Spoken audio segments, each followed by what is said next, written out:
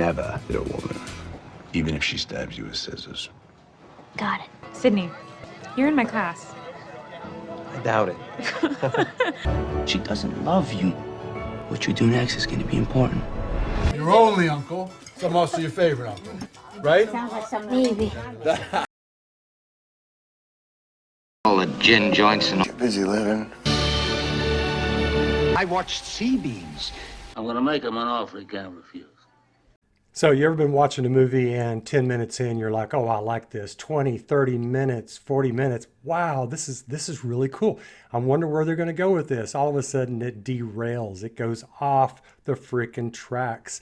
Something happens, there's a twist or whatever, and you're like, okay, where are they going? I'm not sure I'm liking this. And then it continually goes off the tracks and it crashes and it burns and it destroys. That is the Tender Bar. This movie has so much promise. I really wanted to like this movie. I did like this movie for the first 40 minutes, despite some problems, a few problems with directing. Not the acting. The acting is stupendous in this. The young J.R. Moringer, the main character, the protagonist, played by Daniel Ranieri, man, he is great. He's terrific. Can't wait to see him in future productions. And of course, Ben Affleck as Charlie. But this movie has something that no movie should ever have, and that is voiceovers. It is cheap. It's lazy. Damn it, directors, producers, screenwriters, script writers. Come on. Have you not learned by now? You don't dumb down, cheap, lazy up a movie with freaking voiceovers. Oh my God, it's just ridiculous. That aside, even though they did that in the first 40 minutes and slowed it down and preached to us, whatever, it was still terrific. But then this movie, there's going to be plot spoilers later. I'll let you know when those are going to happen. But this movie has so much discontinuity in it. The character, the primary character, JR, the young boy, who, by the way, this is a coming of age movie, so to speak. You know, it's a boy about 11 years old and learns that maybe he wants to be a writer in life. You know, got to read a lot of books, as his Uncle Charlie says.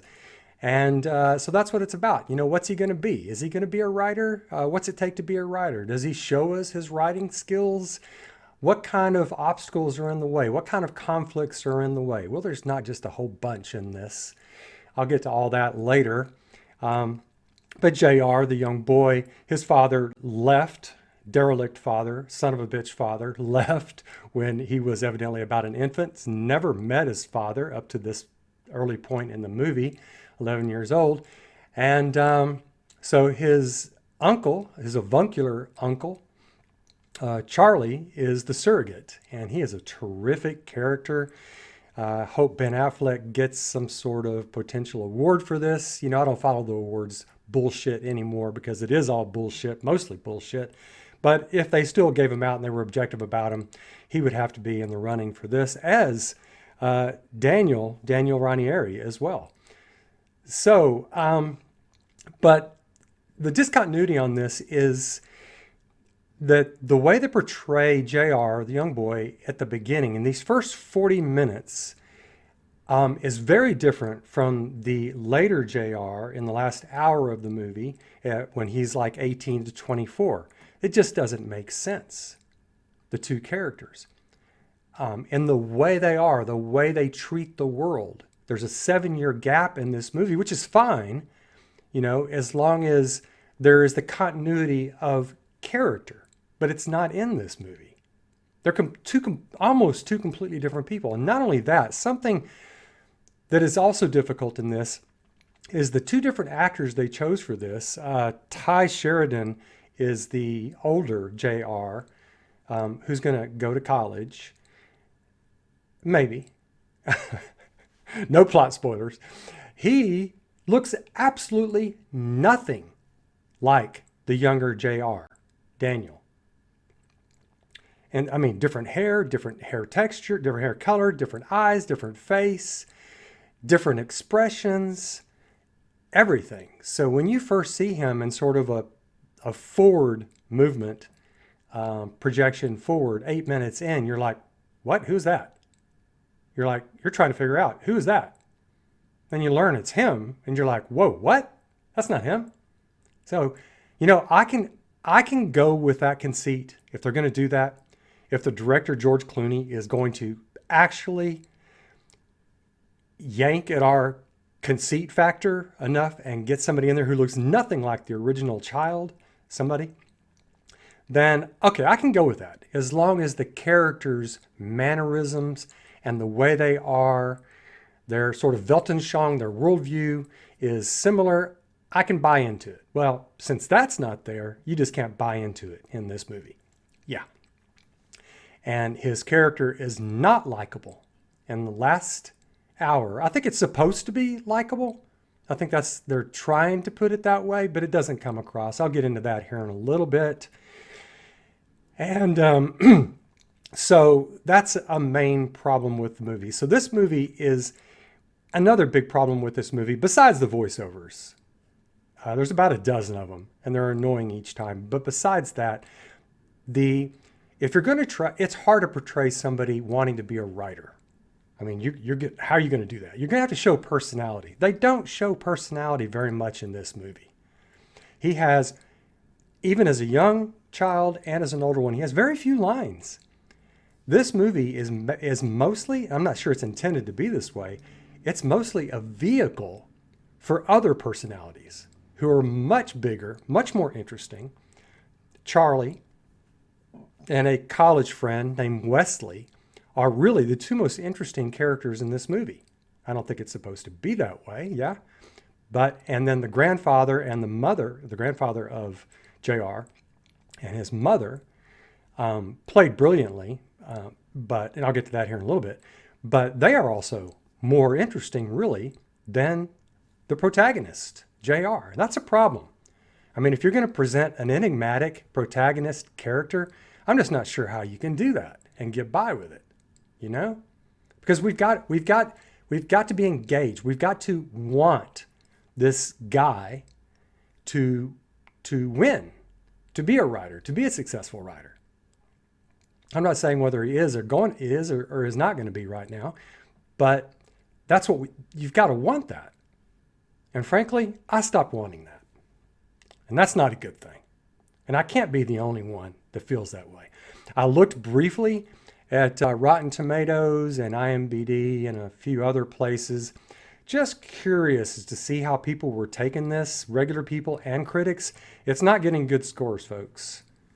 I mean, it's got like about a 50% on Rotten Tomatoes. It's got about 55% or whatever on IMDb. A few other places around the same. There's a reason for that, and that is what partly what I'm talking about right now.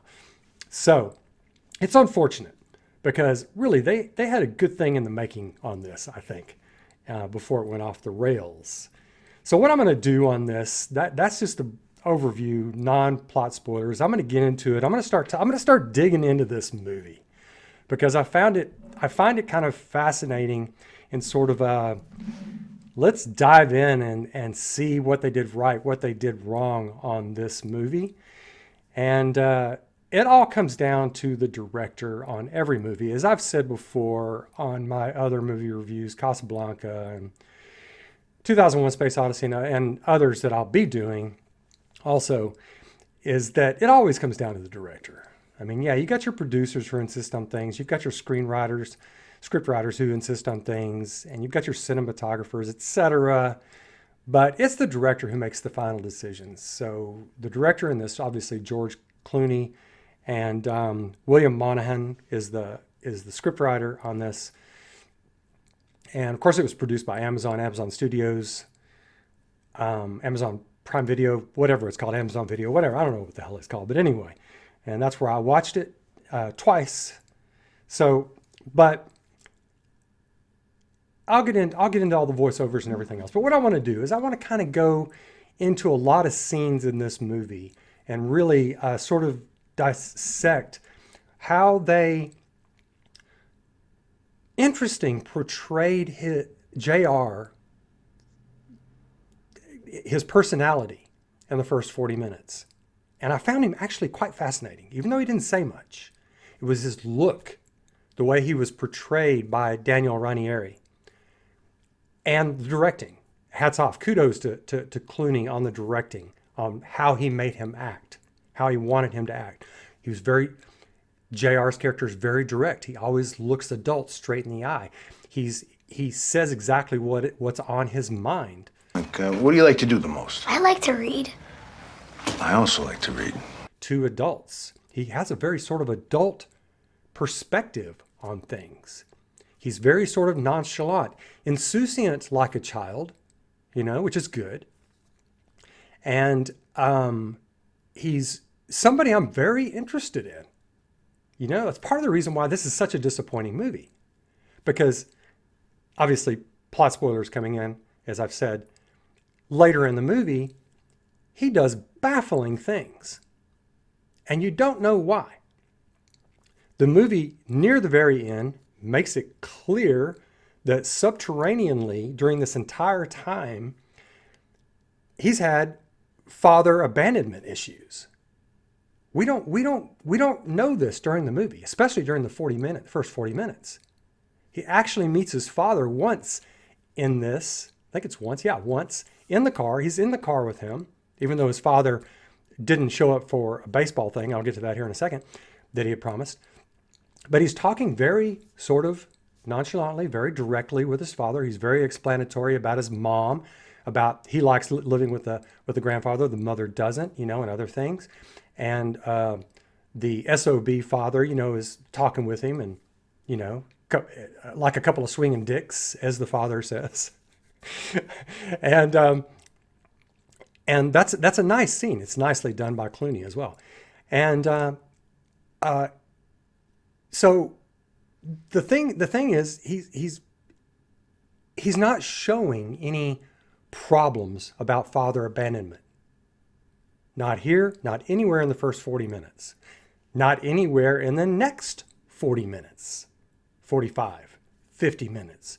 We don't get that he's actually, the thing that's bothering, that evidently he was bothered by, is his father, that he has to deal with it.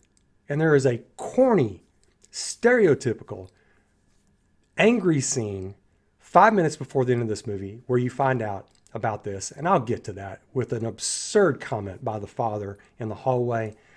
I'll get to that here in a little bit. But anyway, so you don't know. I mean, he seems to be perfectly fine.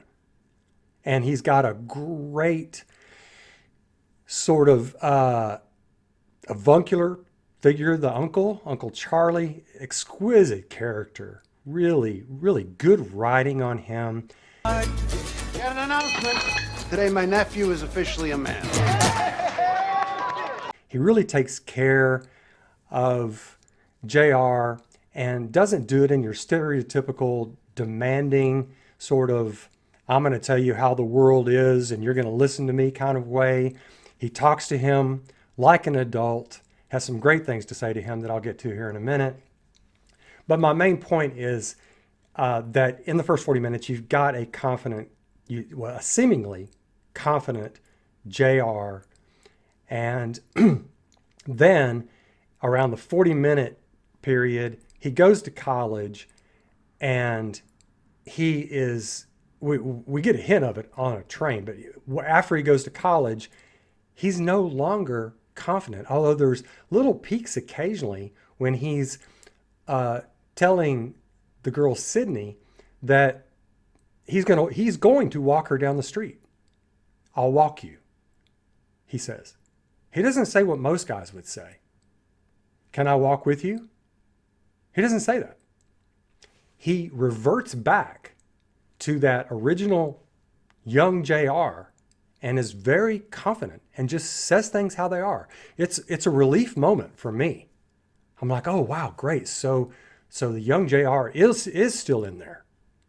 But then it's a train wreck after that. Again. But going back, let's go back through this movie a little bit. And I just want to go through some of the good and bad things on it. So the movie starts out with Radar Love on the radio. The mom, played really nicely by I'm sorry, what's her name? It's Lily Rabe.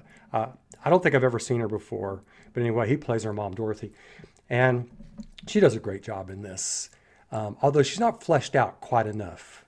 But anyway, so the radar love is on the radio, and she's bouncing to it, and he's listening, and then she turns the radio DJ comes on, and she abruptly, peremptorily turns off the radio, and you're like, as the audience member, you're like, what the hell was that?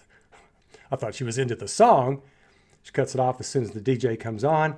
And what's interesting about this scene is that JR, young JR, 11-year-old JR, looks up at her and has a very frank expression, but he's studying her. Like, why did you do that? Which, as the audience, we're doing that. But it's a very direct look that he gives. He's not disturbed by it. He doesn't say anything. And so immediately your perception of this boy is that he's in the moment. He's together. He has no problem looking at adults and studying them. So I thought that was a really interesting way to start out. And that continues when he sees his uncle, who evidently he does know, but he sees his uncle playing softball. They drive up. Soon after that, they see his uncle played perfectly by Ben Affleck, Uncle Charlie, and some brief dialogue and everything there, but they're headed, the mother and JR are heading to grandpa's house, but they stop. JR is looking through the fence, has his hand on the fence, and he's studying Uncle Charlie. Doesn't say anything. Again, he's just studying and looking very frankly at Uncle Charlie. The mother says, okay, let's go, JR, let's go to grandpa's house. JR doesn't go right away. He keeps studying Uncle Charlie. And I think he's got a slight smile on his face, so you could tell he likes Uncle Charlie. Uncle Charlie kind of looks back around, sees JR looking at him, and gives kind of a quick smile and keeps playing. So there was a nice little quick connection there. I really liked it. It was good directing. This is one place, many places in here where Clooney does a terrific job with actual mise en scene. So it's good. So, but your first glorious freaking voiceover comes in, stating the obvious, says we're moving back to grandpa's house, all it is a reminder of mom's failures, but I like it, whatever, we're going to learn all this anyway. So I'm going to rant occasionally about the use of voiceovers in this. It's so elitist in the sense that we've got to be talked down to, or it's the writer, he's got to get his writing in here and tell us what he's thinking or whatever it is. But I tell you, it gets away from show, don't tell. And unfortunately, it does that about a dozen times in this movie. So there's a great scene when they're going up to grandpa's house. The grandpa is grumpy, played perfectly by Christopher Lloyd, by the way. Old prick who resents taking care of his family. And he is grumpy, but JR is just nonchalant, gives a quick smile at grandpa. Grumpy grandpas don't bother JR. The mom mysteriously turning off the radio doesn't bother JR. Being told to leave to go to grandpa's, but studying, his uncle, that's what JR does. He does what he wants to do. This is what I love about the young JR, over and over and over. So then the next scene is wonderful. You got the cacophony of the big family together at grandpa's house, and you can tell JR is loving it. I mean, he's taking it all in. Again, he's not, I don't think he says anything. And Charlie sitting next to him rubs his hair, which he does a lot in this movie. It's lovely. Here, at my house. Welcome. Your only uncle. So I'm also your favorite uncle, right? Sounds like some maybe. A couple times almost brought me to tears. And so it's great. But then the voiceover's got to come in yet again and tell us, I love these kinds of things. I love the cacophony. I love everybody being around. This is my kind of thing. Really? Oh my God. I mean, I'll tell you something. When I hear a voiceover in a movie, even if it's Blade Runner, one of my favorite sci-fi movies of all time, get rid of the voiceover in Blade Runner. Get rid of them all. It's bullshit. But when I hear it, automatically on my tip 10 potential popcorn rating for a movie, it goes down to 8 right away. Not going to give you past 8 if you got voiceover. It's lazy. All right, so anyway, so the voiceover. So then again, to show his personality, his mom is angry at the dishes, having to do dishes or doing dishes or whatever. JR again is just taking it in stride. His mom anger does not affect him as a person. He seems to have it together. He doesn't seem to be hiding anything, like, okay, I'm not going to react. He just seems to be sort of blithe about all of this stuff. He's just taking it all in, like a writer would take everything in, And so again, a voiceover. I don't even remember what it says after that. So that's the third voiceover. So anyway, so then it shows JR sort of roaming the house, taking it all in, see some girls dancing to the latest music. By the way, this movie's got a lot of great music from the 60s and 70s. Most of the time, it does not get in the way of the movie. I'm from that period, so I loved it. I loved every second of it. I'm sure some people may get tired of it. I loved it all. So I like that choice by Clooney to put that in.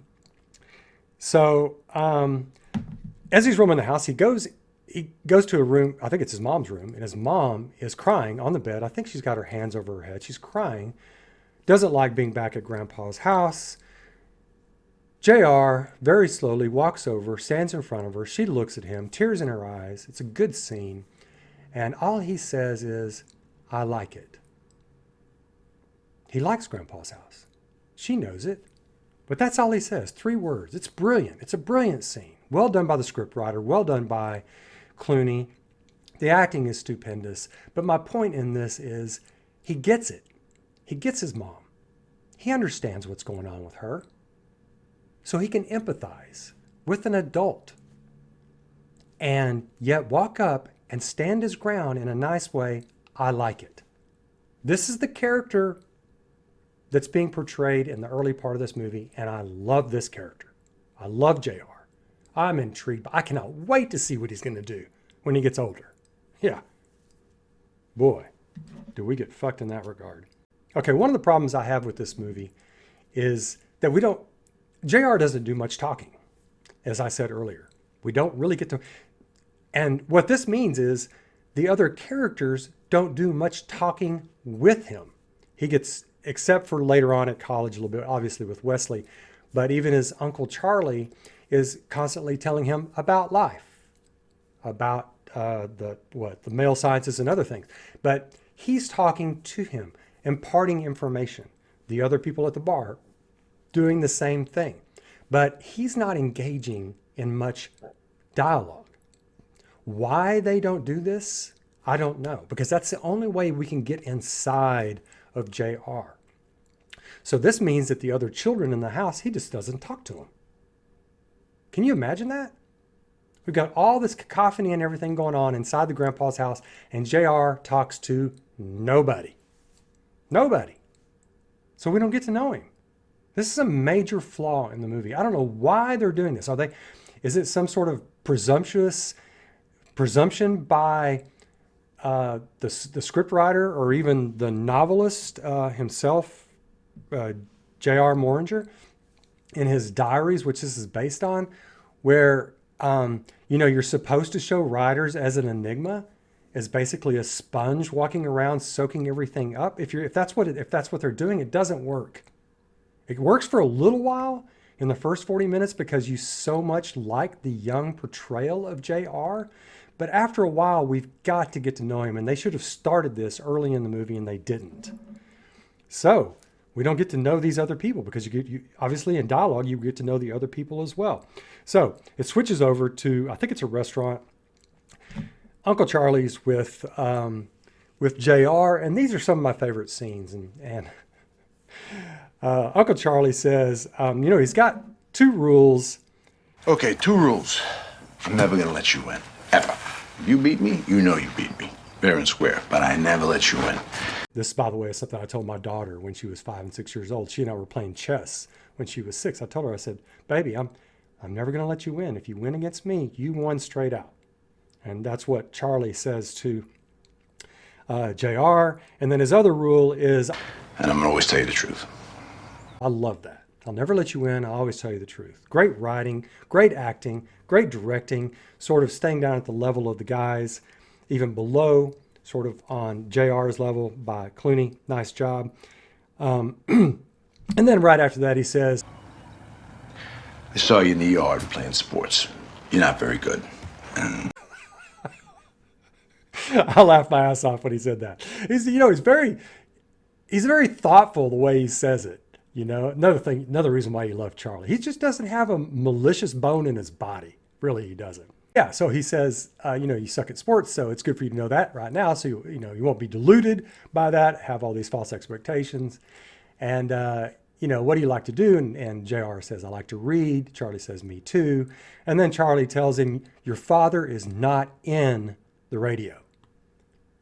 Which was a rather cryptic thing when I saw the movie the first time. I said, your father's not in. So what? JR thinks his father is actually in the radio. Is he pretending his father's in the radio? And so, of course, the next scene is exactly that. JR is talking to the radio. Tells his dad, his father, the voice is what he's called. Tells him, mother is tired and at work and working a lot and everything else. Basically, Dad, can you get over here, help her out? It's a poignant scene because it's underplayed. This entire movie is understated, which I like. It's got sort of a British feel to it, but it goes off the deep end because it doesn't give us enough in the discontinuity. But I love British TV shows and British movies. Those are my favorite usually. So it has that flavor to it, but it's pretentious with the voiceovers and everything else. But anyway, so that was a nice scene where he's actually allowing himself to believe that his father's actually inside the radio. And then, so then it goes from that to an abrupt change about 8.5 minutes into the movie. And the change is now JR is on a train and he's 7-8 years older. And as I said earlier, he looks nothing like JR. So it takes you a few seconds to figure out exactly what's going on here, that's actually JR. And he mentions Yale, and he's in a compartment and in a booth with a priest who has a very thick Irish accent, Catholic priest. And here's the first annoying thing that happens in this movie, serious besides the voiceovers. And that is JR hands a newspaper to the priest. When he does, he reveals a bottle of liquor in his baggage, and the priest sees it. JR sees that the priest sees it, and JR tries to cover up the liquor. He feels guilty. This is the first time in the movie that JR has ever cared about what anybody thought about what he said or did. And it's him 7 or 8 years older, and right off the bat, that's a telegraphing, this is not going to go into a good place. You got no idea what happened between 11 and 18 or 19 or however old he is to make him start worrying about what other people think. So it's not a good harbinger for me. It's like, okay, let's see where they take that. That's, I put a little, Post-it note in my brain. All right, don't like this, but let's see where they take it. Don't like the fact that he looks nothing like he did before. It's not believable. His character almost doesn't seem believable, but I'll postpone judgment. Okay, so that's all that. So the next scene is Charlie's got a hangover. Uncle Charlie's got a hangover, and JR sees him and asks him, are you okay? Charlie says, yeah. He says, it's the Saturday morning in the life of a man, of men. Another great line, cracked me up. So nonchalant about it also. So anyway, JR's father calls, and interesting thing in this scene, again, well-directed and acted, is that Charlie perks up out of his hangover and is concerned. So this telegraphs to us that this voice, this derelict father, may be a dangerous person to some degree. The father, his name is Max. or his name is The Voice, but he's played by Max Martini. What is that? That's like the greatest name in the history of names. I want that name, Max Martini. So anyway, his father, The Voice, whatever, tells him he wants to take him to a baseball game the next day. So Uncle Charlie says, yeah, if he shows up. And of course, telegraphs again, doesn't show up.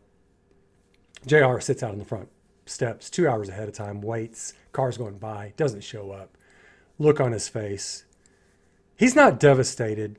He's just taking it all in, you know? Like I guess a writer would do. But he's just kind of taking it all in. But he's not, the key thing is here is he's staying in the moment. He's staying present to the moment and seems to be addressing it, you know, but his face is a little bit bewildered. Anyway, it's good acting and we get the poignant moment. But Clooney and the scriptwriter won't let it go. They give us another voiceover, another corny voiceover. But it says things, what it does is it takes the pungentness out of the moment for us, talking to us. Instead of us, as all voiceovers, instead of letting us just feel the moment. So it goes from that scene to another great scene with Charlie, where in the bar this time, this movie's called The Tender Bar, obviously. It's not the bartender. So there's a reason, obviously, why it's called The Tender Bar. The many different definitions of tender. It's money. Yeah, you tender advice. You tender money. You tender an offer. Something is tender. It's a state of being tender, tenderness. It's soft. It's frail. It's malleable, like a young boy, 11-year-old boy. Thus, the metaphorical meaning of Tender Bar. So I guess it's a good title name. But unfortunately, this movie, it's almost a misnomer because this movie spends 90% of its time outside of the bar. Most of his learning, I guess you could say, is outside of the bar, or half of his learning or whatever. The bar is not the center focus of this movie. It almost tries to be, and I wish it were, because it's one of my favorite places in this movie. But frankly, they need to change the name. I don't know, change it to Uncle Charlie or something like that, because he's more interesting. But anyway, so it's the Tender Bar. So they're at the bar, and Charlie decides to instruct the young JR into the male sciences. Teach the male sciences. Gives him some rules in the male sciences. I love that, the male sciences. You know, you take care of your mom. You take care of women. You take care of your mom. You don't get drunk unless you have your shit together. If you don't have your shit together, you don't get drunk. Love that. Never heard that one before. That's good. You always have some money in your billfold that is non-alcohol money. You don't spend that on alcohol. You always have some spare cash in a secret compartment in the billfold, the wallet, whatever. And then my favorite, the coup de grace. Thing very important. Never hit a woman, even if she stabs you with scissors. Even if she stabs you with scissors. That's a great line. I'm going to have to use that sometime. And of course, it tells you something may have gone on in Charlie's life. I love the mystery there. And so then, of course, there's the whole book scene. You read enough of those, maybe you could become a writer. And then there's this look on JR's face, and it looks like an epiphany look. Like maybe he's going to be a writer. Well, again, Clooney and the scriptwriter won't let it sit right there. We get a voiceover from him as an older JR. That's where all the voiceovers come from in this movie. You know, that's when I realized I was going to be a writer. Oh, really? We hadn't figured that out. Thank you very much, older J.R. Moringer. We appreciate that. Thank you very much, George Clooney, for driving that point home. Thank you for dulling down the movie for us. Okay, so then there's a bizarre sort of farting scene with the grandfather, and then the mother is telling JR he's going to go to Yale to be a lawyer. Got her hands around his face. You're going to go to Yale. You're going to be a lawyer. And he's just taking it all in sort of matter-of-factly, like, okay. I have no idea how, but you are going to law school.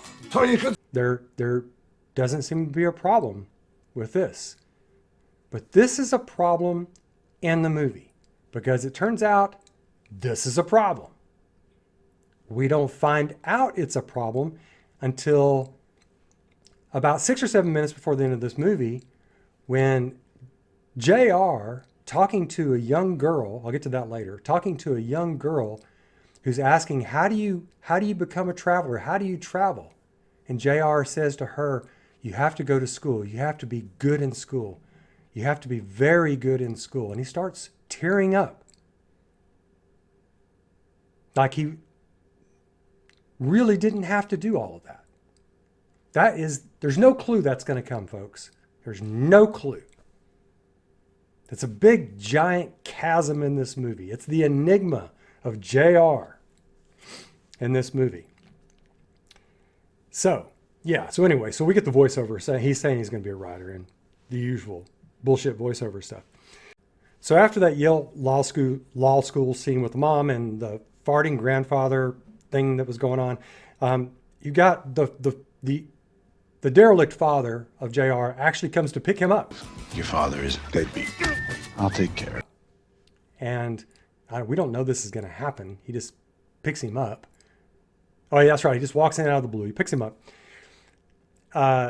Takes him in the car. We don't know where they're going to go. Well, it turns out he just takes him around the block, evidently. They're in the car for like 2 minutes. This is all the derelict father can do. He's a true son of a bitch. He's a true asshole. But so he's asking JR a bunch of questions. JR is very confidently, just sort of nonchalantly answering the questions about his mom, about his grandfather, and everything else. And the father is giving advice on women. And it's an interesting scene.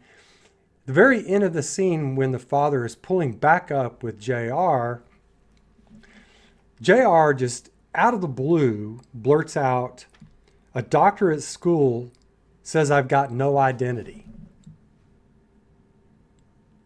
And the father, I'm just going to call him Max. Max says, we'll get one. He says, Jesus, get one. And then he just says, see you on the flip side. Like, time to get out of the car. But the interesting thing on this is, where the hell did that come from? There's nothing in the conversation to suggest that JR was going to say that. Now, I don't know if Clooney, the screenwriter, they're trying to give us some clue here that he doesn't have an identity. But he so clearly, so far, does have an identity. Now, we find out later with the psychiatrist, and I'll get to that here in a second, where that came from. But why put that in there? I still can't figure out why they would put that in there.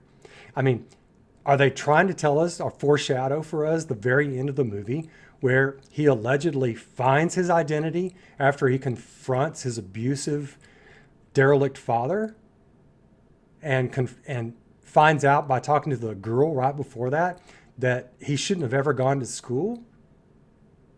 At that point he's got identity? Well, the fact is, even for most of us who go through life with sort of a crippled identity or not a full identity, we still have some identity. So it's just a weird thing in the movie for him to say. And it just startled me when that was said.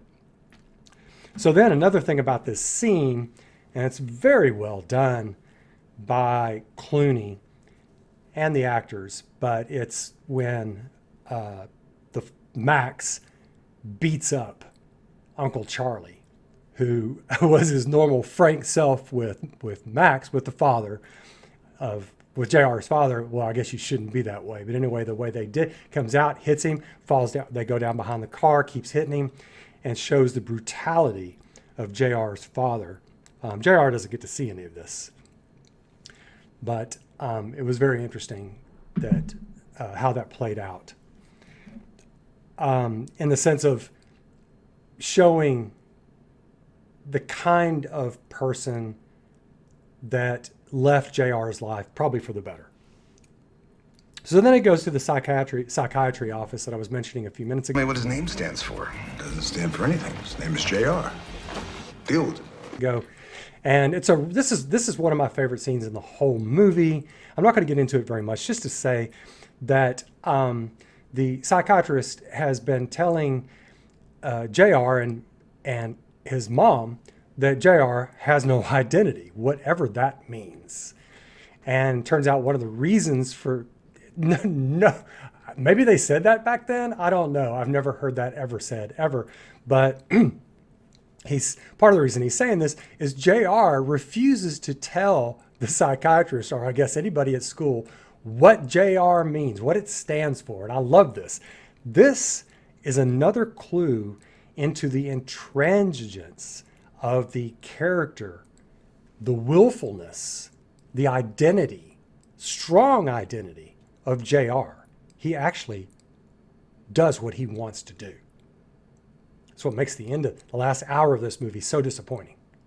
He's got so much chutzpah, which is showed again later here in a little bit with Bobo. So, but the great part of this scene, outside of that, is Clooney showing JR's reactions to Uncle Charlie going off on the psychologist and letting us know what he knows, which is the psychologist has been saying this about JR, about the identity thing, to get the mom show up because he's trying to get in the britches of the mom. He's trying to have sex or have a relationship or whatever with the mom. So the whole thing has been duplicitous on the psychologist's part. And Charlie reveals this and shows him to be the scoundrel that he is. The ending on that scene is sublime. Terrific directing, terrific acting by the man. I don't know who it is. And Clooney allowing that scene to end with the shocked look on the psychologist's face, just staring at Uncle Charlie like the gig's up. And that's it. It ends right there. It's terrific. It's a great scene. Powerful. Anyway, and it shows how Charlie will take care of this boy and how he knows what's going on. He's the bartender at the Tender Bar, the Dickens bar. He knows what's going on. He knows what everybody's doing. He's got all the gossip and everything else. It's a great scene. And there's a voiceover, and this is one of them that I'm going to basically go into for just a second, saying it's Charlie saying that, it's JR saying that Charlie didn't go to college, but he could go toe-to-toe. He could go toe-to-toe with a dime store shrink. We didn't need that, folks. The scene said it all. It said that Charlie could go toe-to-toe with a dime store shrink.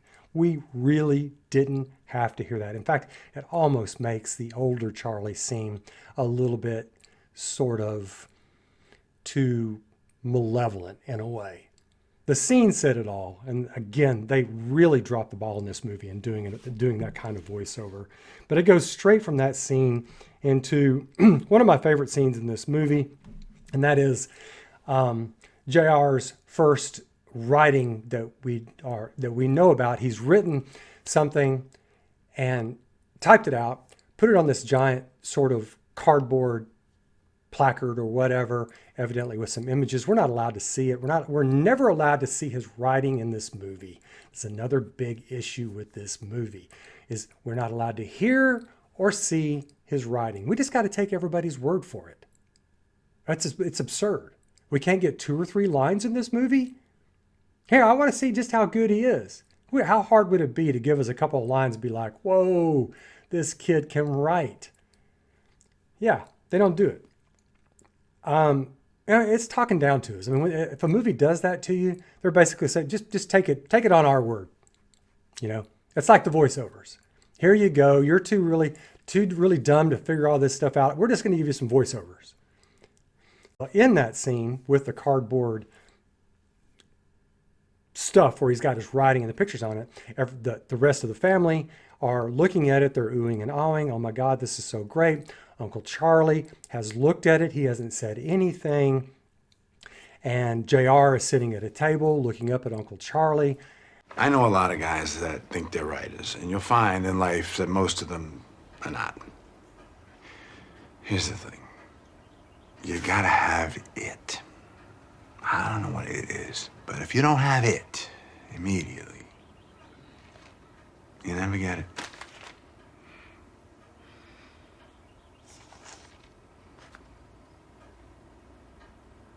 And I say you got it. Oh, I knew it. Oh, I knew it. I knew it. There's something. Calm down. I didn't say you were good. I said, you could be. Yeah. That is a great freaking scene right there. And another thing I love about that is how JR takes it. He just almost takes it in stride that he just got told that. It's like, appreciate it, bro. I already know that, but I appreciate it. You know? That's the way I took it. I mean, how else are you going to take that? So it's a really great scene. And even though I've got a lot of problems with this movie, there are a lot of great scenes like this. So then it goes back to the minister on the train. Really, I don't understand these Same theme. The absent father. scenes with the minister. I really don't get it. I mean, except maybe it's showing that his character has changed, I guess, as an 18 or 19-year-old. And that, he's going to yell or whatever. I'm not really sure what the minister on the train scenes are supposed to mean. So there it is. It's back on there. And then it's back to the bar. That's just a quick little, over that. And then it's back to the bar. And then it's a wonderful scene where JR comes in with some money to buy cigarettes for his grandfather.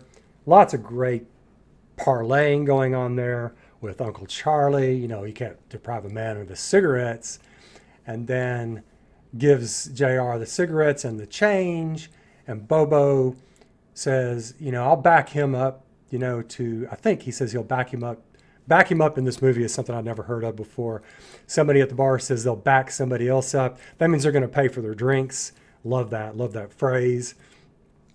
And JR looks up at Bobo, looks up at Uncle Charlie as the bartender and the owner of Charlie's, of the Dickens bar. And other people. I want to back up Bobo. Bobo, you backed up on the kid. This kid's all right. It's a great line, great scene, great acting by Daniel Ranieri. And brief moment of perplexity on Ben Affleck's face, Uncle Charlie's face. He's like, with your grandfather's money? You gonna back up Bobo with your grandfather's money? And then JR just goes, yes.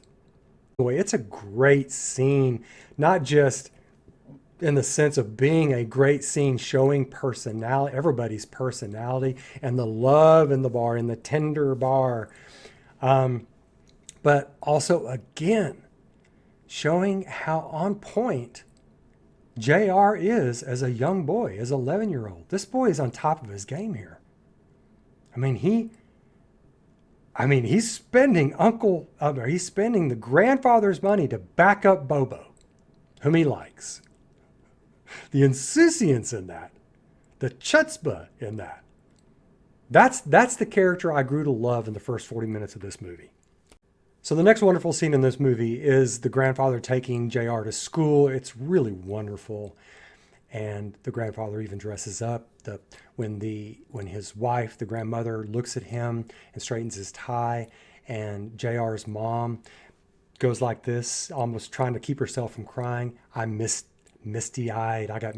It's such a wonderful scene. Anyway, the grandfather takes JR to school because the father's not around. The fathers are supposed to be there at school for this whole event, everything else. It's a wonderful scene. Terrific acting by Christopher Lloyd, Daniel Ranieri, and the teacher and everybody else in this scene. But the thing I like about this is after that scene, then in the car, JR thanks the grandfather. Oh, don't tell anybody I'm a good grandfather. Everybody will want one. He's got the presence of mind to just say outright, thank you for going with me. Wow. And it's not syrupy the way it's done. This is this boy. This boy is he has a very direct personality. And I love that about JR. grandfather has a great line, don't say that, kids will be expecting grandfathers to be good, all that kind of stuff or whatever, something like that, but it's really good. And then the grandfather lets him know that your mother has a tumor, it's going to have to come out. It might be malignant. Be nice to her. Okay. Matter of fact, very direct, very on top of his game, so that's the character that we get. And so then a voiceover comes in, says some bullshit, I don't remember what it is. And then you got the whole wordy-gurdy thing going on at the bar where JR shows that he's super knowledgeable, and I think it's Bobo or one of the other guys say he's a prodigy, and the other ones are like, where did you learn that word? Great stuff at the bar. The bar is a great place. I wish they'd spent more time there. But anyway, obviously JR is smart. Then you've got the wonderful scene with all of them going bowling. I'm never gonna let you win. And the woman joins them. I love her. This is another area where they could have fleshed out more of JR. He doesn't say hardly anything in here, even though he's been asked questions. He's simply responding to the questions being asked by this lovely woman who goes with them.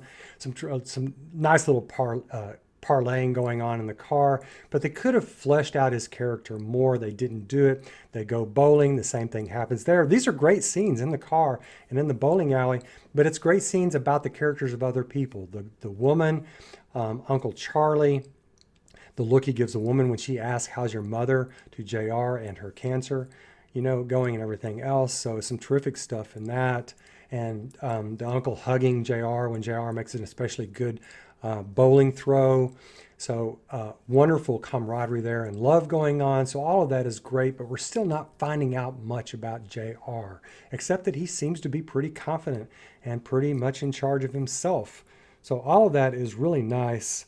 So in the next two brief scenes, it shoots forward to JR being 18 or 19 or whatever, still at home, not at college. It's after this that the movie starts going downhill. But right here is a couple of pretty darn good scenes. One is the opening of the letter of acceptance from Yale. They don't know it's an acceptance letter. It's sitting on the table in front of JR. He won't open it. He's afraid to open it. It's the first time in the movie where you see him not be direct. And I did not like to see this. As much as it's understandable, he had never been this way in the movie. So this to me already starts telling me, as I'm watching it for the first time, this is a different JR we're looking at. And I'm not sure I'm going to be as captivated by him, but we'll see. So anyway, he won't open it eventually. Obviously, it's Uncle Charlie that opens it. It's a great pleasure to offer you a place in the Yale class of 1986. And all of your expenses are paid, essentially. The financial stuff is paid for. And so everybody is happy, but JR doesn't look particularly happy. So scene right after this is sort of a fun scene where Uncle Charlie's having his last talk with JR before he takes off and has a funny line in there where he says, take philosophy. No matter how you answer, there are no right answers. So I thought that was a really good scene. But I want to talk about how lackluster JR seems at this point, that his 18 or 19-year-old self, played by Ty Sheridan, here you're already getting a sense that something is changing, and it's not for the better. So the next scene is actually pretty interesting. He's in the college dorm. Hey, I'm JR.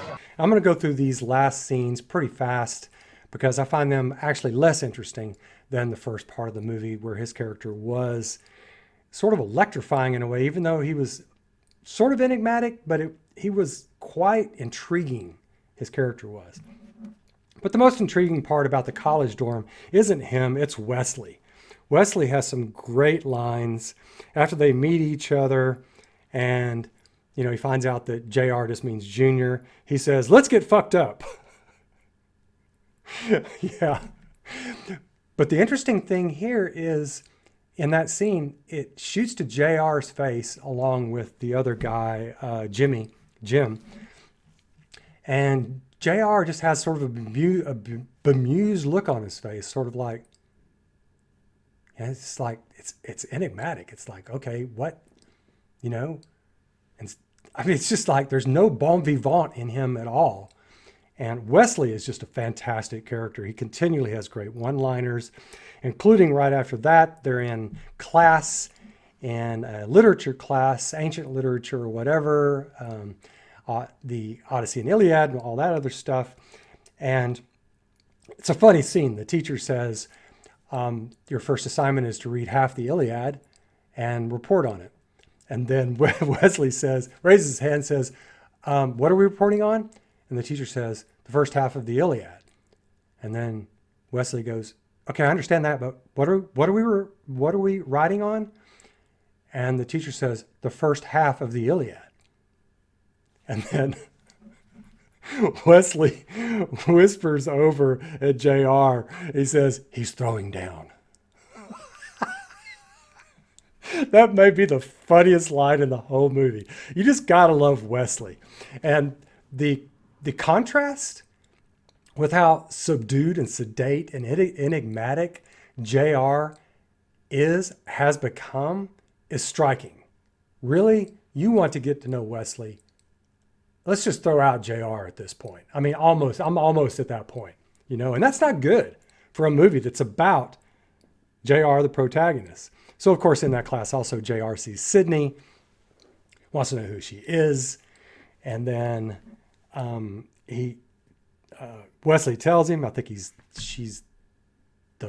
her boyfriend is Stinky or something like that, which I thought was really funny.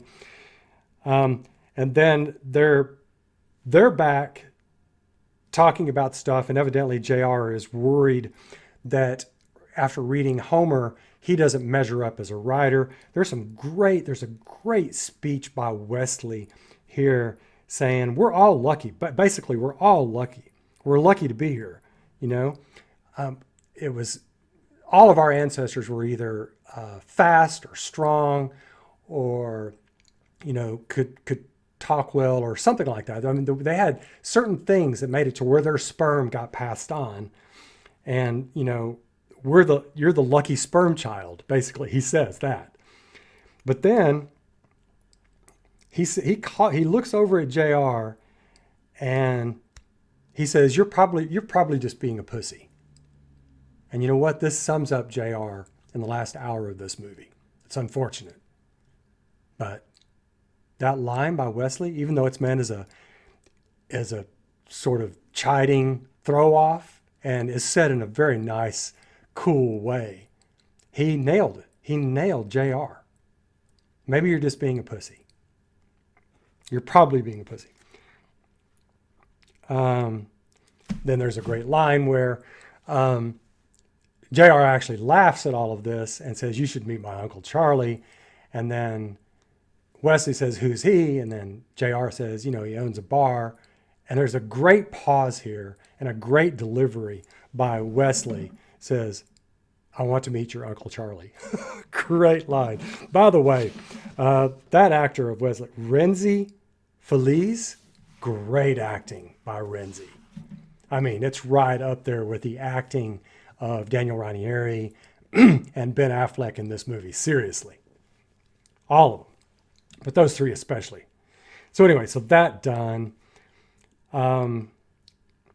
They all unite at the Dickens. And of course, Uncle Charlie is his normal charming self, has some great banter with them about drinks, everything else. And the interesting thing that comes in this is at the very end of this, JR says, asked about his father, says, my old man is in a radio. So he reverts back. It's really a bizarre moment. It's really interesting. It's an interesting moment. And I think it's Wesley who says, did you just say in a radio? And then it cuts away with sort of a befuddled look on JR's face. That's a nice scene. Of course, then he meets up with Sydney. And here's another place where JR reverts back just briefly to that confidence and insouciance and nonchalance and directness that he had when he was younger. When Sydney says she's going to go home and JR says, I'll walk you. And as I said, I think earlier in this, that's just not said by guys. I'll walk you. I mean, maybe they did A few people, maybe a few guys have said that. I know I never said that. I said something like, can I give you a walk? Can I walk with you? He just says directly, I'll walk you. So that shows so much confidence, but that's about the only time in the last hour of this movie that he shows that kind of inner steel. There's a brief moment right before that. JR.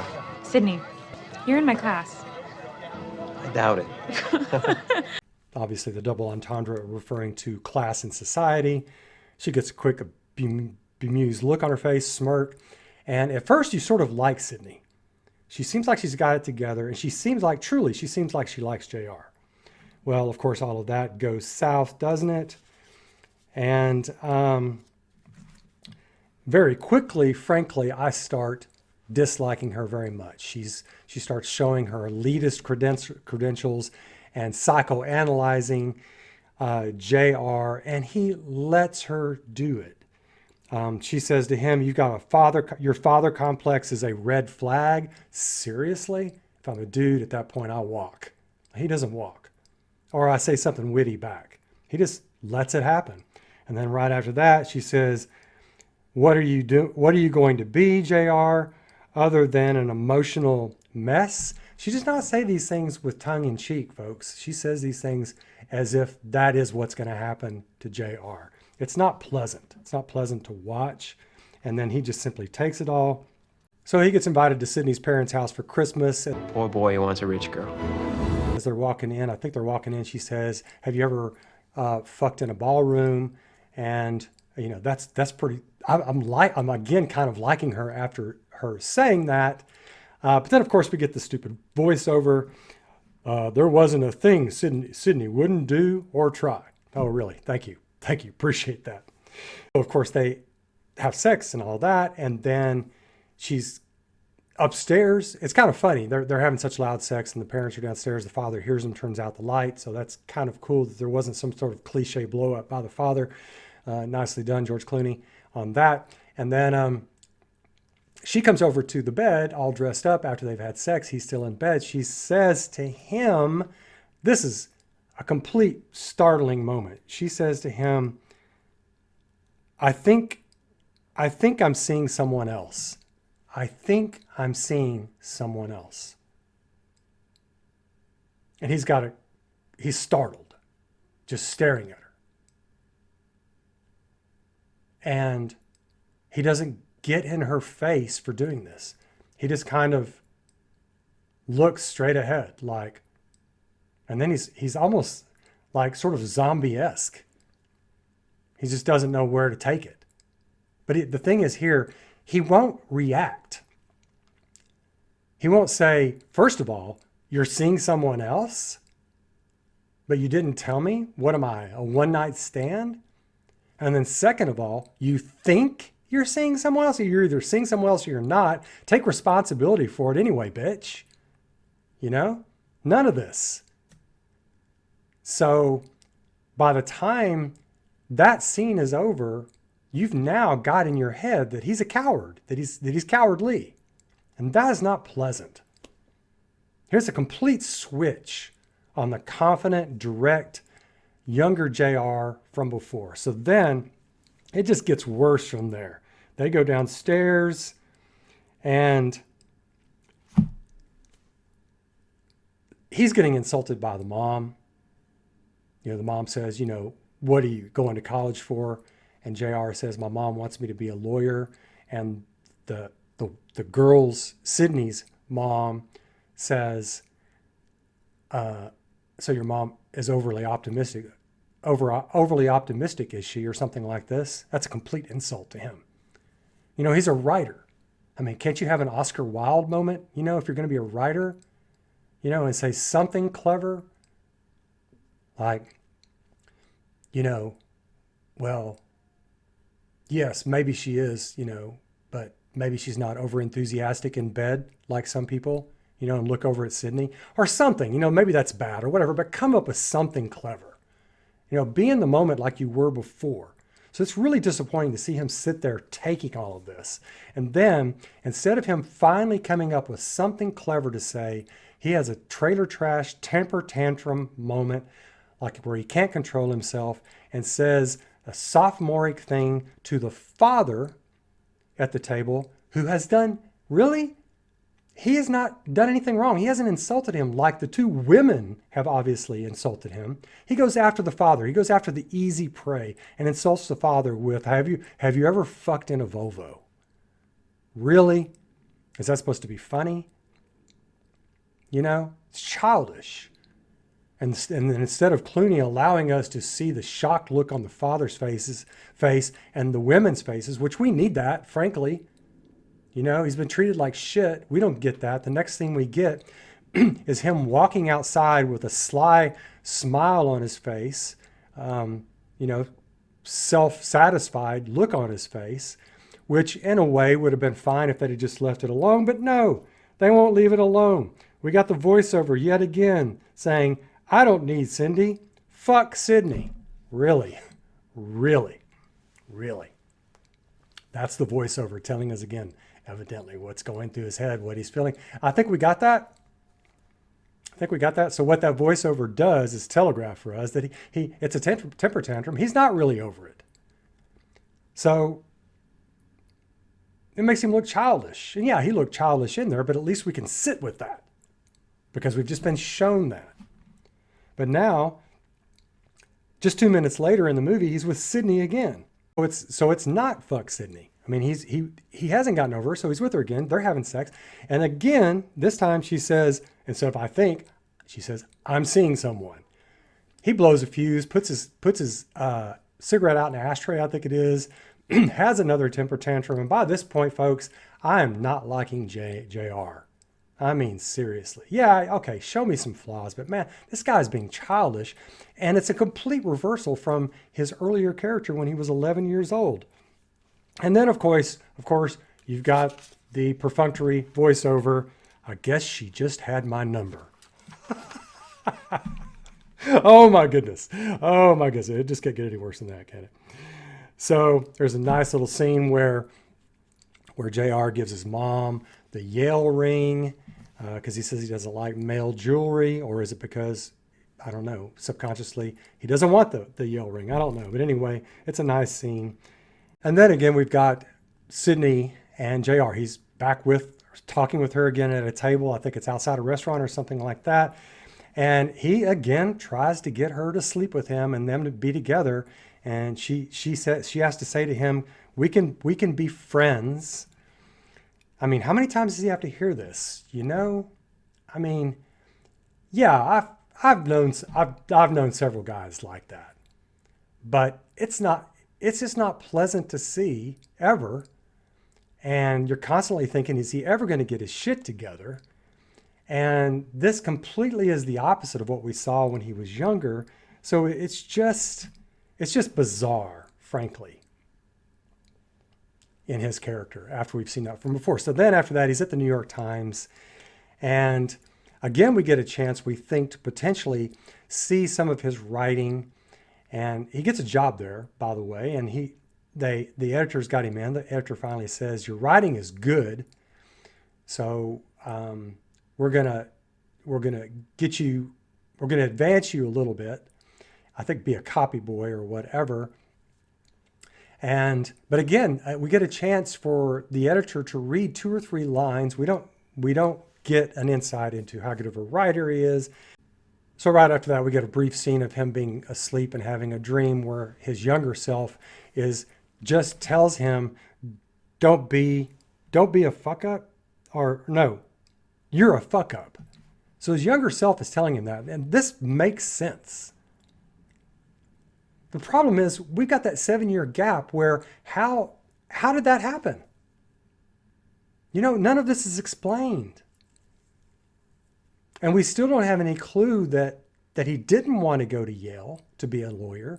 We still don't have any clue that he's got father abandonment issues.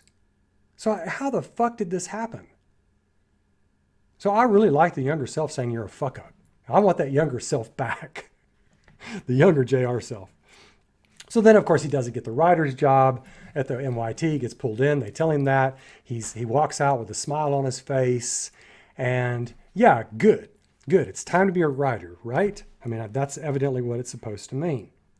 But while he was at the NYT, he didn't have conversation with anybody. So yet again, we've got scenes in which he's around peers, he's around anybody, but he's not having any dialogue. We get no sense of who this guy is, really, especially past the 41 minute mark. You kind of get a sense of that younger one, but the older one, you just get sort of this sense that he's a coward who won't deal with stuff, but you have no idea why that's the case. So then, of course, he goes and visits Charlie in the hospital, finds out he's in the hospital. Tell me something really important. Yeah. It's sort of that And Charlie, basically says, don't be like your father. Don't drink so much. It's a pretty good scene. And essentially says, you're going to have to go take care of this. In other words, go visit your father. So evidently Charlie knows something that we don't know. And that is that there are father issues going on here. So that scene kind of puzzled me a little bit. I'm like, okay, why? So JR meets up with his dad at a Steak and Ale. I got some Steak and Ale experiences in my life way back. It's an old place way back in the 70s. I used to love to go there. But anyway, so he meets up with his dad at a Steak and Ale. And kind of a funny thing, he had been told by Charlie that JR's dad, he knew JR's dad was basically traitor trash and a son of a bitch because he ordered well scotch, scotch out of the well. And so the first thing that JR's dad does at this Steak and Ale table is, after he's told JR that he stopped drinking, by the way, and then tries to tell him, oh, well, I'm allowing myself, one here and one there. He orders a scotch, a well scotch, with ice, not neat this time, with ice. But then he won't let JR not order, so he controls the situation. And then, of course, we find out later that he ordered JR's so that he could drink JR's. He's just a hypocrite, obviously. So this whole scene is rather bizarre, actually, at the table. And one of the reasons it's bizarre is that JR says virtually nothing. Again, he just won't have dialogue with people. So he's not talking. His father's trying to talk, asking him questions. JR just simply answers the questions without any extenuation at all. So we just never can dive into the head of this guy. He is truly an enigma, and it just doesn't work. George Clooney, it just doesn't work. Scriptwriter Monahan, it just doesn't work. So constantly, you're liking these other characters. I mean, how can you possibly like Max, JR's father? But if that's all we're going to get, well, okay. At least he's a character. At least he knows who he is. At least he's got some interesting things to say, even though he's a true blue son of a bitch. He's a character, Wesley's a character. Uncle Charlie, definitely a character. Grandfather, the mom, got a bunch of characters. Bobo, a bunch of characters in this movie. There's only one person who's not a character. That's the protagonist. Damn. He sort of kind of was first 40 minutes, but after that. So anyway, so finally, JR's father, Max, whatever, says, okay, we're going to go over to my girlfriend's house. I got some new pudding, he says, as if JR is going to enjoy hearing that. So they go over to the girlfriend's house. The big things that happen here, JR's dad is dismissive with this woman, I want dinner, I want some food, whatever.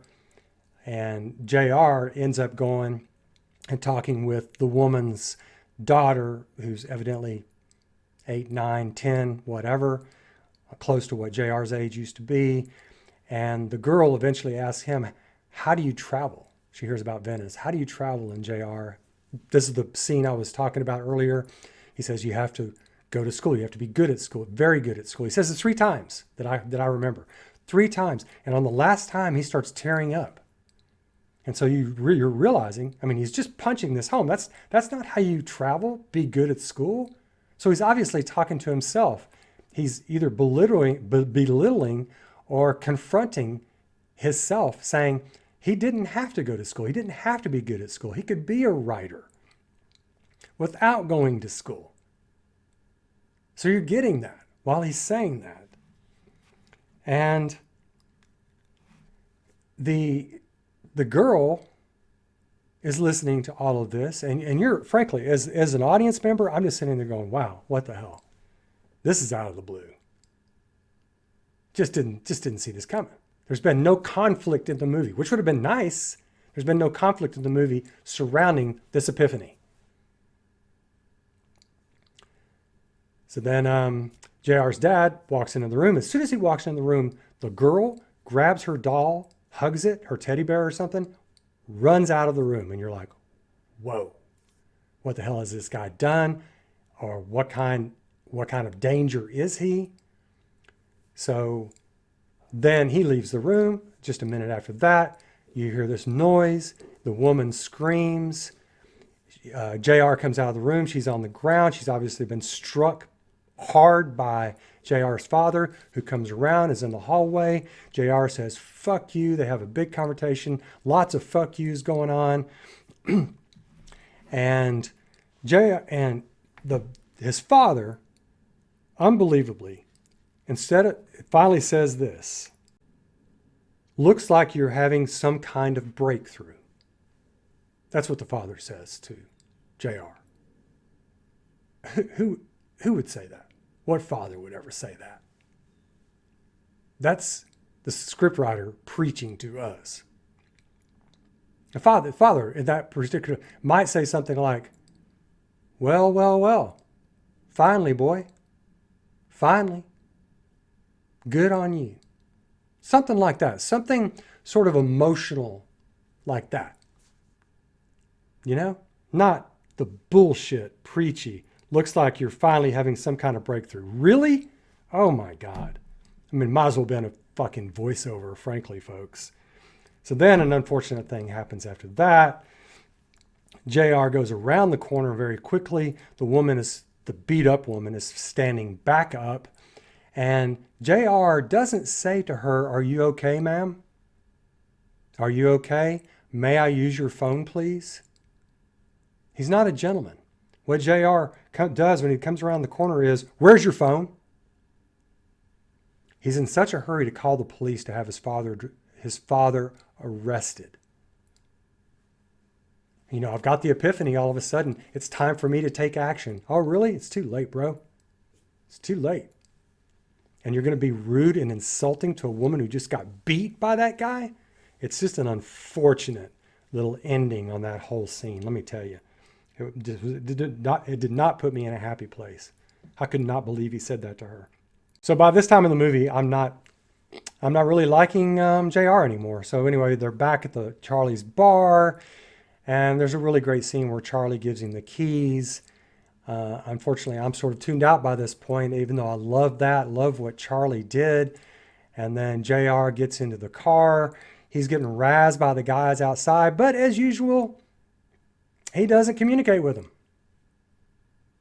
This guy does not talk to anybody. You know, outside of getting mad with his dad, he does and say what's on his mind. He just doesn't talk. So you're sitting there expecting him to razz back. You know, that's what guys do. You razz back. There's no razzing on this guy. It's almost like he's just an elitist writer. And I don't know if J.R. Moringer is this way or whatever. Moringer, however it is. I don't know if he's this way, but you just don't get any sense of who this guy is. You're willing to let it go a little bit when he was younger because of his facial expressions and everything else. But as an older guy, come on, give me some Oscar Wilde wit. Give me some sort of writer wit. Let me see what your writing is. Have some repartee. That's what writers are known for, right? Double entendre. So then, of course, it all ends with the way it's supposed to end, a voiceover. Yeah, I didn't need a diploma after all, did I? Oh my God, give me a break. Yeah, so this movie, I don't know. I'm going to give it 4 popcorns. Just for that first 40 minutes and for the acting by Affleck and Renzi, Felice, and obviously Daniel Ranieri. Terrific acting, and by the other actors on this. And there were several very good scenes in this. Some very good lines by the scriptwriter as well. And I won't go back over all the things that I said shouldn't have been in this and shouldn't have been done. But I'll give it 4 popcorns just for those extraordinary things. Outside of that, if you're going to watch this movie, you got Amazon Prime, you're going to watch this movie, you might want to turn it off at minute 42. Or just keep watching the train wreck. That's all I got to say. All right, I'll catch y'all soon. Take care of yourselves. Bye now.